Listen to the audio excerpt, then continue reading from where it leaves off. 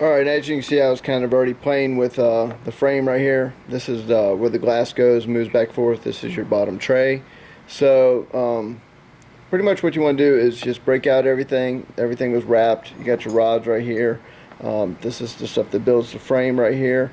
All your nuts and bolts, get all the hardware out. What you want to do is kind of get yourself familiar with all the parts that you're going to be dealing with and everything. So I've got everything pretty much out. You're going to need a big table to mess with it. So right now, I just kind of put the framework together just to kind of get an idea what it is.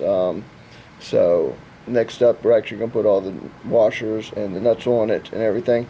Now, one of the things I will touch base on with is if you've got a end that is messed up and you can't get your nut on the rod, well, one of the things you can do, unless you got a tap and die set, which I've actually got tap and die set, so it's no big deal. But say you got a boogered up thread on this side right here, you can actually run this all the way down to the other side. Of course, it wouldn't be in there. And when you run it all the way down to the other side, you can actually fix the messed up piece. Now, sometimes it'll mess up the threads on a good nut, and you have to replace the nut. But for the most part, let's pull this apart.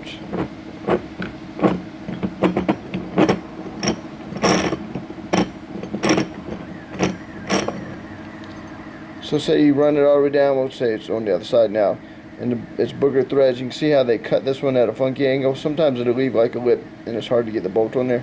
You can literally just thread it through, and sometimes you have to put a couple of nuts on there. You can make it so you can hold it with the crescent wrench and just kind of work it right through just like that.